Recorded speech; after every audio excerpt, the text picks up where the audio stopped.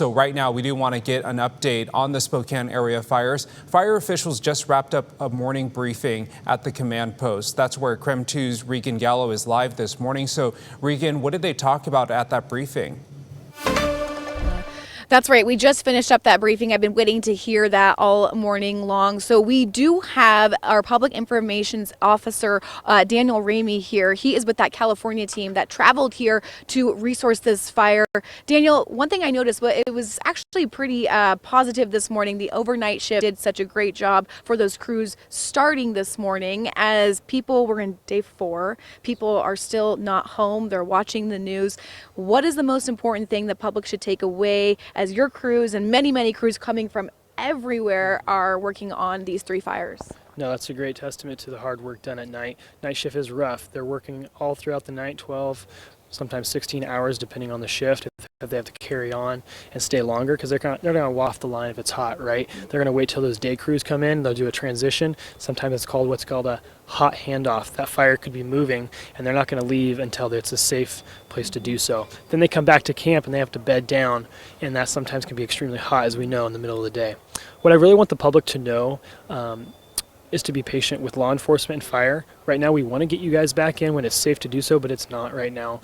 We have utilities that are not shut off. We have power lines that are maybe down and not live per se, but they could be backfed from someone using a generator in the area. We have to check on these things. We have structures that are damaged and they can come down on someone. That's not what we want. So we wanted to make sure it's safe. We have utility companies in there shutting things down, securing the water, and shutting off the mains. So that's what's happening right now. Just be patient with law enforcement and fire. Yeah. Tell me a little bit about kind of just the status of the 3 fires. Tell me where we're at there. So they're obviously some are more active than others. The Autumn Lane fire is extremely active. It did like a 2,000 acre push. This is steep terrain, really what we call like hot shot country. Our hot shot crews are actively up there putting in line. They even have to put in what's called a cup trench on the bottom section where it actually catches rolling debris that could be burning, because that's what we saw. We had a couple pieces roll across the line and start a new fire a couple spots yesterday. Even on some of our fires down here, not to the north but lower in the valley area, a couple fires got out, a couple acres burned. We were able to jump on those, but it shows that our temperatures are rising. Wednesday to Friday are supposed to get into the 90s. So we're just encouraging people to know we're still in fire season, stay vigilant, and have a to-go bag ready to go if we have to have an emergency evacuation area again. Perfect. And give me a little snapshot of the personnel. Leaders down at that briefing, just said this meeting has gotten so much bigger in the last few days. Tell me about the growing numbers of personnel too that are here. Just in the 12 hours from yesterday to today, we probably have 300, 400, maybe 500 people that drove all night. They're here at camp, got some food, got a good briefing just at 0700, and they're going on the line right now. This is new country for them. They could be from Arizona, California, Utah, all over. We even have some people like even further in. So with that being said, the briefings are imperative because this is new country for them. They're going to get engaged with the crews that have already been there and go straight to work. And tell me a little bit too, we just talked about this off camera. You were talking about injuries. The last fire you were at, several injuries. Yeah.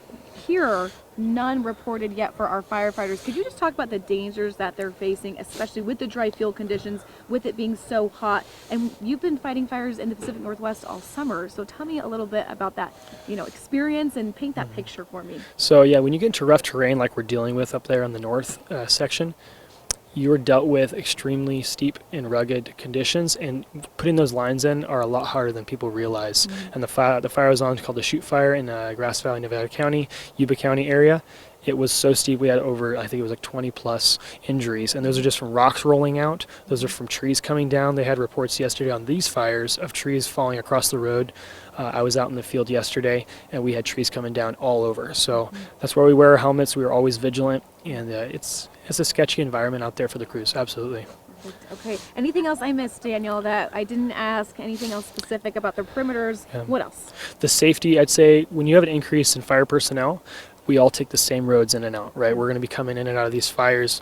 We're tired. We're trying to get back, get some food. Some of these guys have been driving for long hours. So just be, if you see a fire engine, slow down, share the road, let them get safely to the base camp and back on the line. Perfect. Thank you so much, Daniel, for taking the time. Sure. I know you've been very busy the last few days. We're going to have more information throughout the day today as we hear from officials. And Tim, take it back to you.